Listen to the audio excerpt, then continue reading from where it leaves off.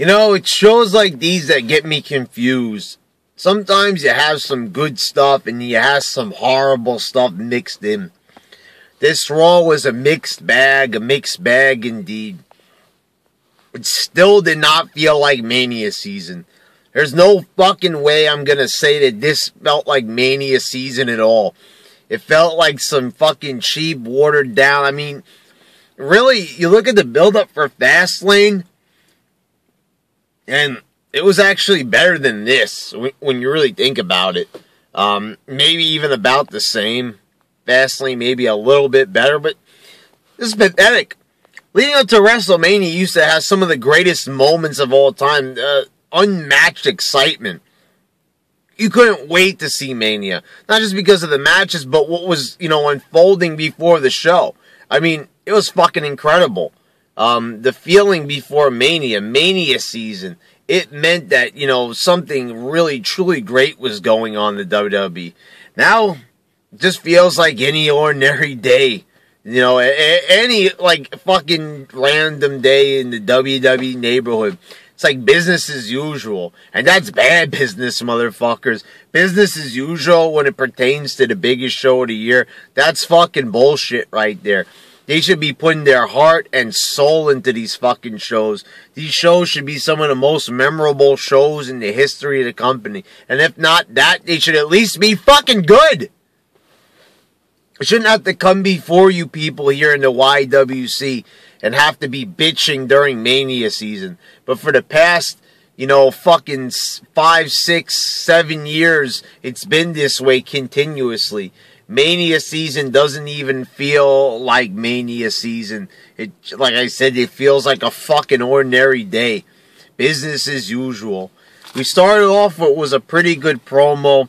Rollins and Reigns face to face. Rollins was giving himself accolades, saying he was better than Michael Jordan, saying he was, just really building himself up. And I thought it was a pretty entertaining promo.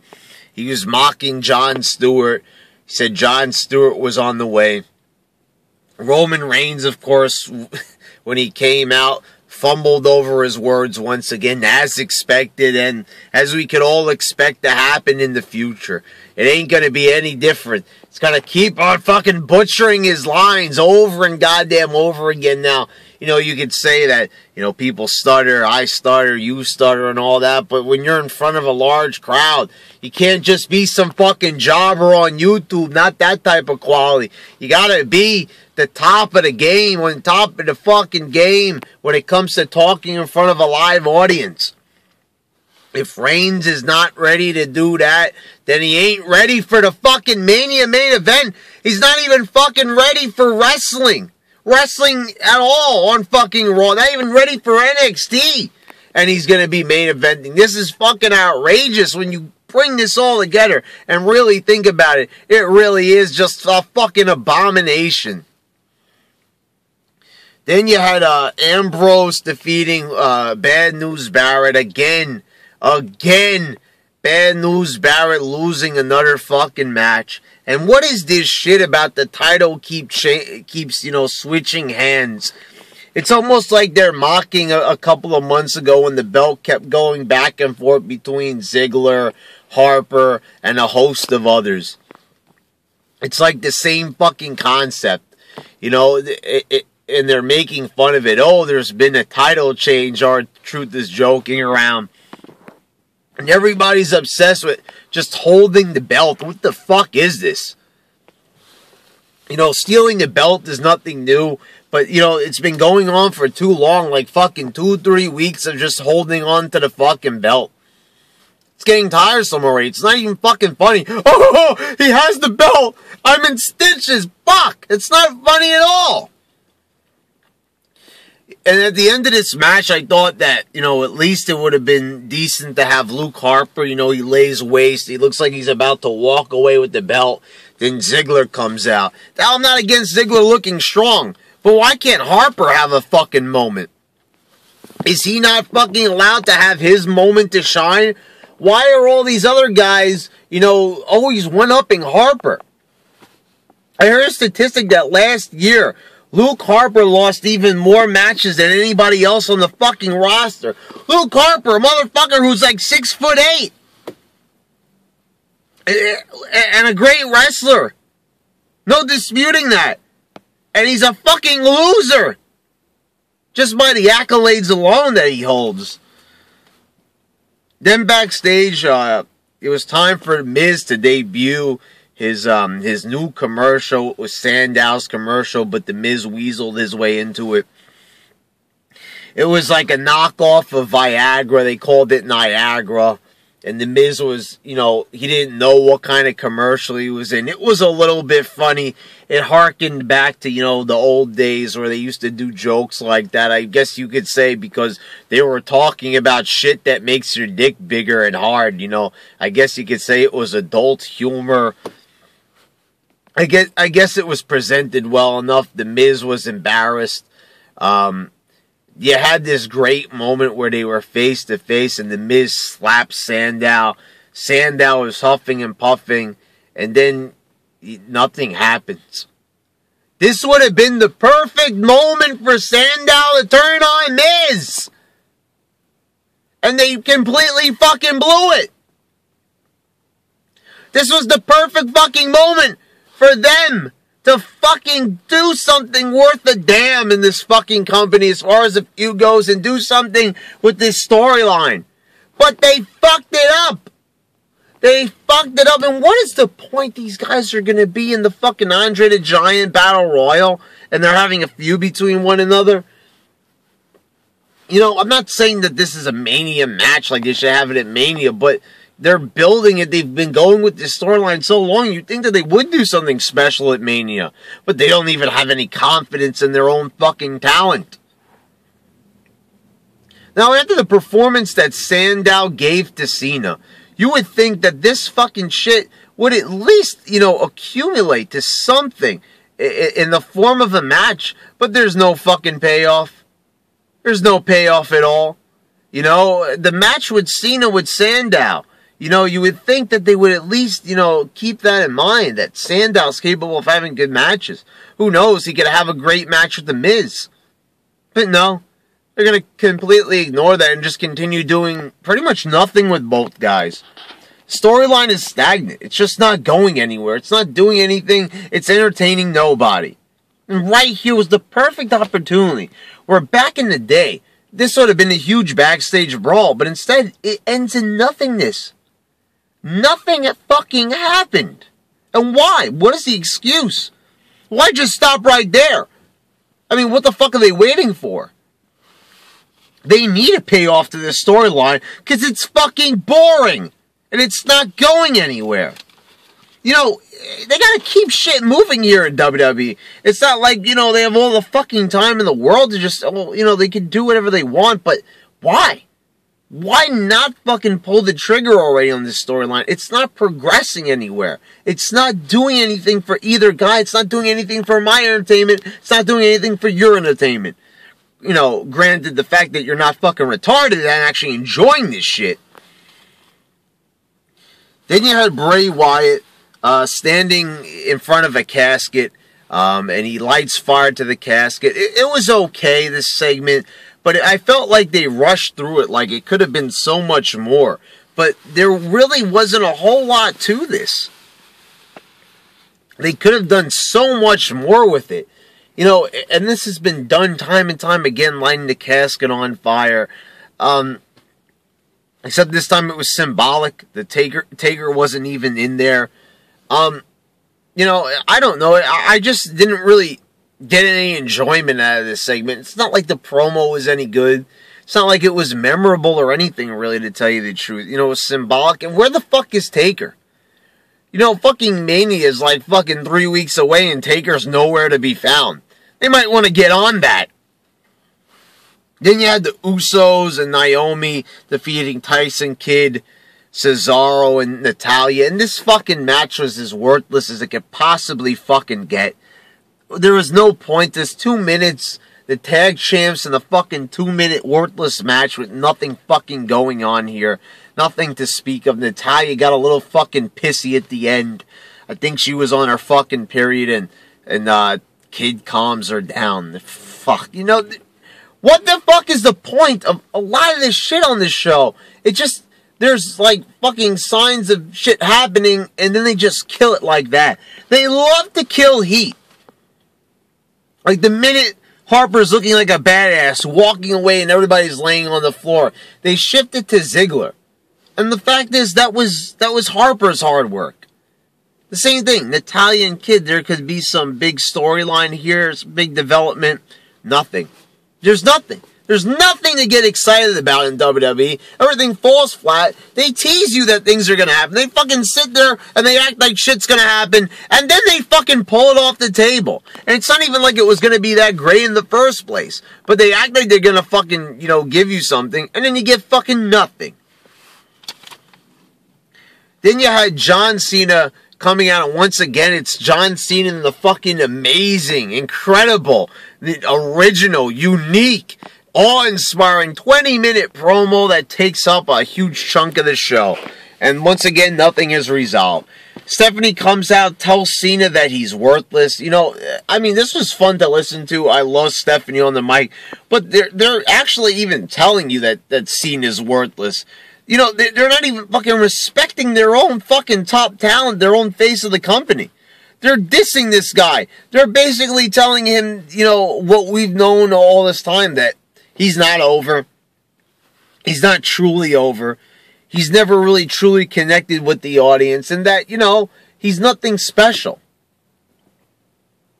And when people were chanting, Mania without Cena, people were chanting yes. What the fuck does that tell you? People are not even fucking invested in Cena, this match, or anything. You know, the thing is, like, they keep on going with the Cena shit.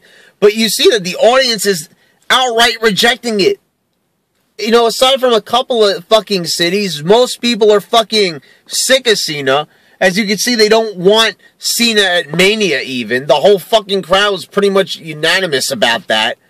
It's almost fucking embarrassing. We're supposed to care that Rusev is saying no to Cena, when in fact nobody even wants to fucking see the match. Nobody even wants to see it. And we're supposed to get fucking excited and invested in this shit. If we don't want to see the match, why should we care what Rusev's answer is going to be? Actually, Rusev saying no makes him the fucking face, doesn't it? Because he's giving the crowd what they want. And if, you know, and aside from Rusev coming out there and, you know, dissing the fans a little bit, you know, there's not, you know, that much. And actually, I was going to say this, Rusev's not that bad on the mic. He doesn't really even need Lana. He's perfectly fine, you know, dissing the audience and all that. He's actually better than I thought. You know, I don't know. I thought they were going to go with that his English was limited. That's the reason why he needed Lana. But now they're actually letting him talk, and he's really not that bad. Still a shitty fucking wrestler, but he's not that bad on the mic. I've seen worse. And he can hold his own. And he said no to Cena. You know, and this whole shit with saying no, this has been a recent trend, you know, with Triple H and Taker, you know, saying no and shit like that. And Shawn Michaels and The Undertaker saying no right before Mania. It's been done to fucking death. And it hasn't even been that long since they've done it last. So the fucking shit saying no before Mania, building up, is cheap. That is a fucking cheap way to extend a storyline. Oh, is he going to say yes this week? Is he going to say yes this week? Of course he's going to say yes either next week or the week after that. So there's really no suspense here at all. The fact that we're sitting there knowing that he's eventually going to say yes just completely fucking kills all the build-up. So why even bother doing this storyline? Just don't do it at all. Just fucking skip it. There's nothing even good about this storyline. There's nothing even good about it originally when they were saying no about it. Maybe the first time they did, the second time, fucking fourth, fifth, sixth, seventh, eighth time. But fucking now it's predictable as shit. And when you've been doing it, and it hasn't even been fucking 5 years yet, the fucking Jim Cornette rule, which I still disagree with. You should still have to fucking wait longer than 5 fucking years to repeat a fucking angle. You know, so there's no fucking point to even having this fucking storyline. We know how it's going to end. We know how it's going to begin, how it's going to transpire, and how it's ultimately going to end. Cena winning the U.S. title at Mania.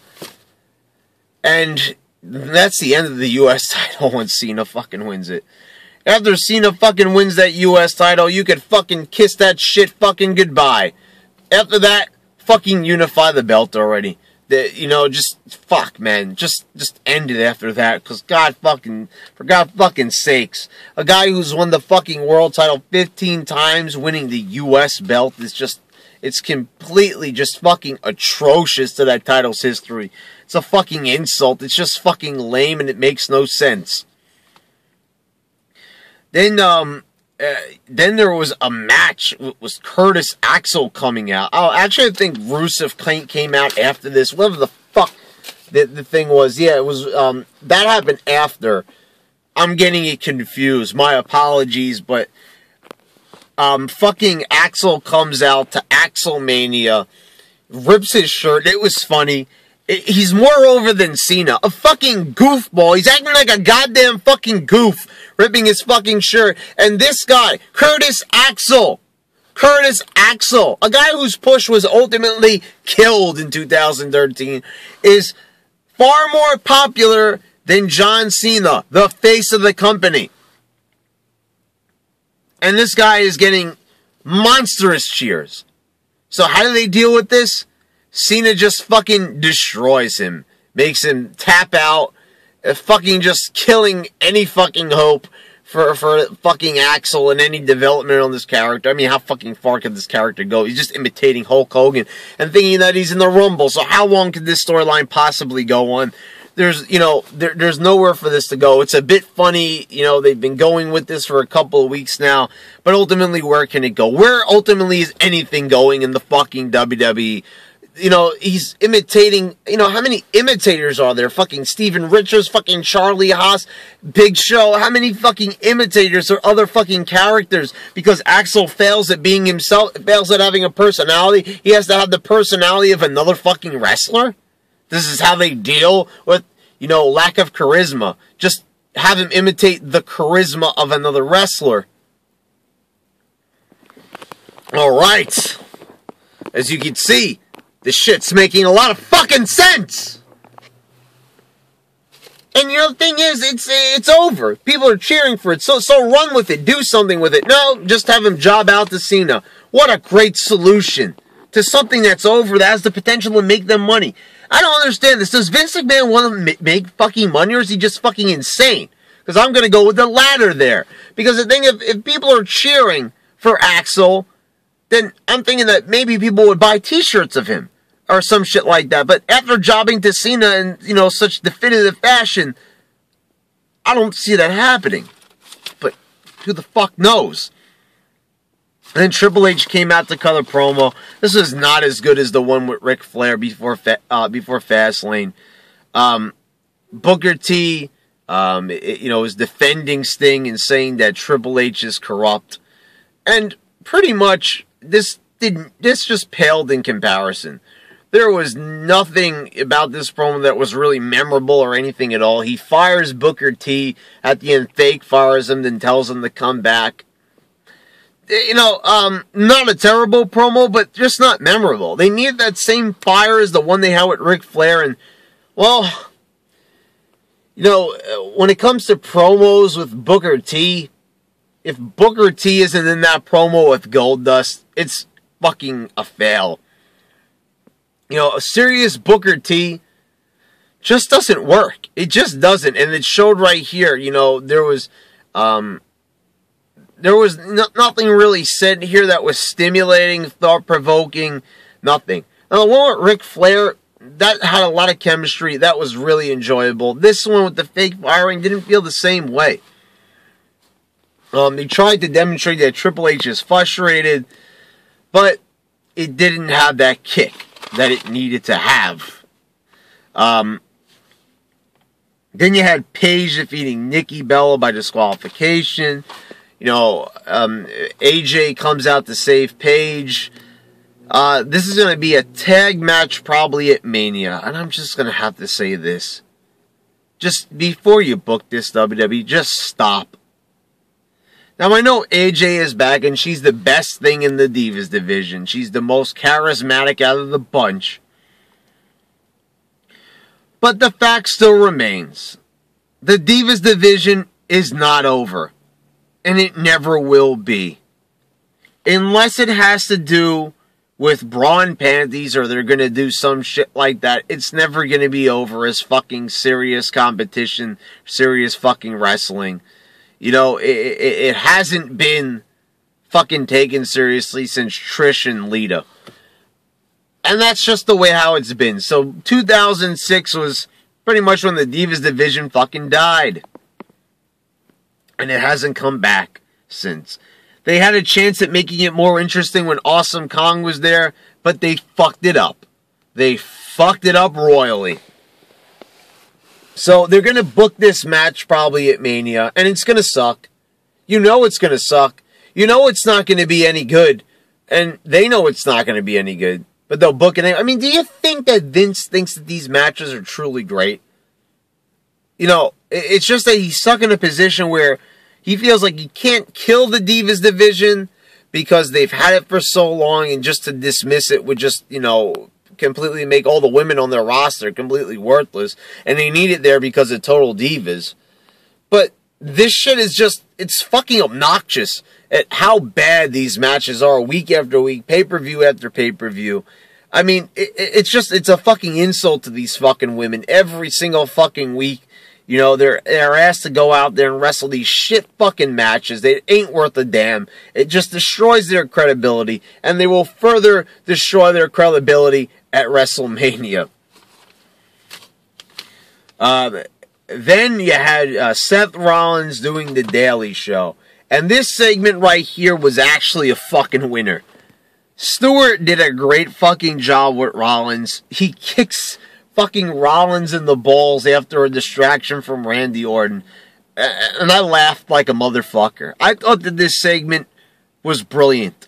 It was probably one of the best fucking comedy segments they've done in a long fucking time. Maybe fucking years. I mean, this was actually genuinely funny. And Stewart did a great job. I think this is the first time they've had a celebrity on during the PG era.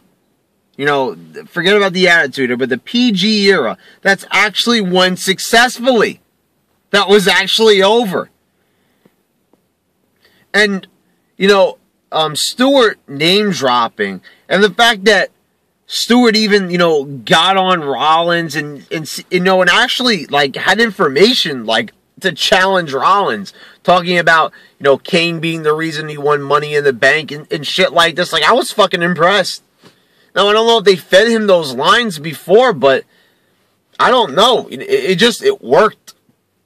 You know, this was a great fucking, it was a great fucking segment.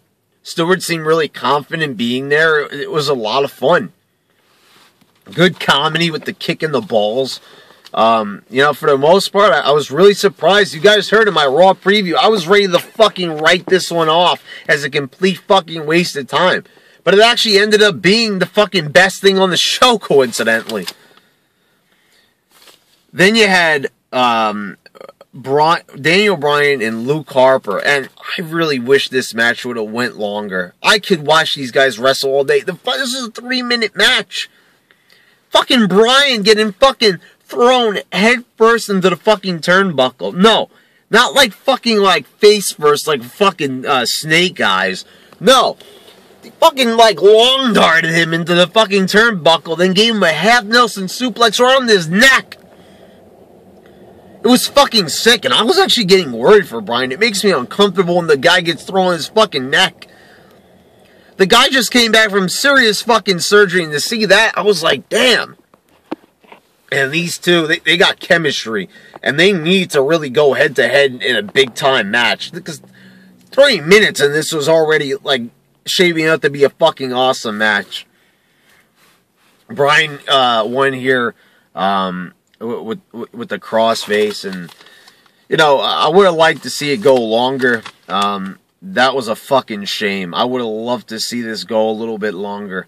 Then you had Alundra Blaze Alundra Blaze getting, which is Medusa from WCW for people that don't recognize her by that name, getting inducted into the Hall of Fame. I'm not a big fan of hers, but, you know, she was, like, the first, like, you know, like, I mean, I don't really see, like, how she differs from fucking Fabulous Moolah as, like, a trendsetter. Fabulous Moolah was kind of like the one that paved the way for the women's division. Not really sure what you could really credit Alundra Blaze for. I mean, she was the fucking women's champion. She wrestled men in WCW, but she's being inducted as Alundra Blaze. Now, I would have inducted her as Medusa, because I think she had a more successful career as Medusa. And she had more memorable moments as Medusa, but, you know, of course, we're going to induct her by her WWE name. You know, but I guess it's deserved. You know, she's done enough. She was popular. You know, so I guess you could say that it's well deserved. I'm not really truly excited. It's kind of like the Bushwhackers. You know, they deserve to be in there, but I'm not really that excited about it. You know, it's just not like one of those moments like Stone Cold being inducted or Shawn Michaels. I'm not going to flip my shit over Alundra Blaze. You know, people were like asking me to comment about Rikishi being inducted, and the fact of the matter is, you know, yeah, I enjoyed Rikishi during the year 2000 in the Attitude Era, but, you know, I'm not going to really fucking, you know, go all out and make a fucking video about how happy I am about Rikishi being in there, because I'm not really feeling, like, overjoyed or anything like that. It's okay, you know, there's just people that deserve to be in there, but I'm not going to get that excited about it, because it's really not that exciting. And then you had Heyman coming out to cut a fucking promo, and this was a beauty of a fucking promo. And here's another problem with this fucking show. There were promos all over the place. Too many promos. Even though they were good, there was too many. Not enough wrestling. Bryan and Harper have a 3-minute fucking match. It should have been 15 minutes. 10 minutes at the very fucking least. And we're having all these fucking promos. It was a good promo. The mics kept cutting out. But, you know, fucking Heyman did fucking kill it on the mic, I have to say. Once in a while, you know, I feel like Heyman's been watered down over the years. But the thing is, you know, once in a while he comes out there and just cuts a truly great promo. And this was a good one. You know, Heyman really, like, delivered. And, you know, you got to give the guy a lot of fucking credit. For Lesnar not being there, for this guy to build up Lesnar and make him seem like a big deal, even though he's even though he just is not fucking there. And it's hard to get invested in the guy who's not fucking there. But, you know, Heyman does a good job of reminding us, you know, why Lesnar is so good. And, you know, I still don't care. I'm still a Lesnar fan. People diss him. People beg me to diss him here on this fucking channel. But I just won't. Because I'm not going to dismiss the guy's wrestling ability. If you need any fucking proof, just watch the Rumble match. Then in the main event, Rollins beat Reigns because of a distraction by Orton. This match was okay. I guess it was a decent enough main event. You know, Reigns losing, I'm like not even too fucking sure what the fuck is going on here. You know, with fucking Roman Reigns losing right before his big title match, what the fuck ever happened to momentum here in the WWE? Everybody is win, lose, win, lose, lose, win, back and forth, this and that, and you know, no one looks good because of it. Because it's just like, the win-loss records, I know it doesn't count in WWE. There's nothing like, it's not like, you know, stop them from getting into the playoffs, because there ain't no fucking playoffs, but the shit is, seeing a guy win, lose, you know, you're going to remember that after a while. And the fact that he keeps winning and losing like this just adds to the fact that Reigns looks really bad headed into Mania. His promo skills are shit. His ring skills are shit. People are booing him, chanting, "You can't wrestle." And on top of that, he's losing almost every single fucking Raw match he has. You know, he's really not that far off from fucking Barrett. But the match was decent, and the nice spear at the end. Yeah, that what they were played at the end definitely deserved to be a replay. The fucking spear of Rollins jumping off the top rope and Reigns hitting the spear on him in midair was a high-impact move. It looked really fucking good. Now, I didn't hate this show. You know, all criticisms aside, it wasn't a horrible show. You know, this main event was alright. Fucking Jon Stewart did a pretty good fucking job. You know, Rollins was just great on the mic in both promos and segments that he was in. You know, but really, like, other than that, there wasn't anything that fucking fantabulous about this fucking episode at all. And as I said, it doesn't feel like Mania season, for God fucking sakes. You know, do something at least, you know, fuck, man. Just do something that makes us excited for this shit. The Daily Show was good. It was funny, but, you know, they could have done this before Fastlane. They could have done this before TLC, before anything, really. There's nothing about this that makes it feel like Mania season. And the shit with Orton and Rollins is not being built the proper way. Why is Orton helping Rollins when they're, you know, pretty much scheduled to wrestle at Mania?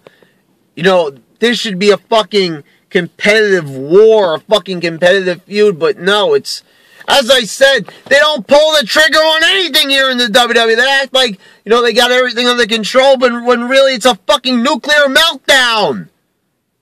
A fucking nuclear meltdown. It's like, you know, the fucking, you know, you could save the fucking town from being exploded. You know, the fucking town you live in, you know, WWE is responsible for fucking saving them. You know, they're the fucking city government. Your town's about to be destroyed by fucking nuclear weapons. WWE, all they have to do is Vince McMahon just has to push a button and he can save your town. He can save the world. Vince, are you going to push the button? You know, what are you waiting for? You can save the world. Not now. You gotta wait. For what, Vince? You're losing money. The network's not doing as well. I mean, that, you know, the fucking world, your fucking town's gonna explode. Vince, you might want to push that button now. Not now. And then, kablam! The fucking mushroom cloud, you know, is fucking up. Everything's destroyed. You know, it wouldn't matter now if Vince pushed the button or not, but, you know, oh, Vince, maybe you want to push that button to fucking save the world? Not now. You know, that just pretty much says it right there. You know, the fucking world could be destroyed and Vince McMahon still won't push the trigger. He fucking won't do fucking shit. Fucking pull that goddamn trigger already. God damn it. Getting fucking sick of every fucking storyline being fucked up in this fucking company. It's fucking horse shit. Not that this Raw was bad or anything, but, could have been better.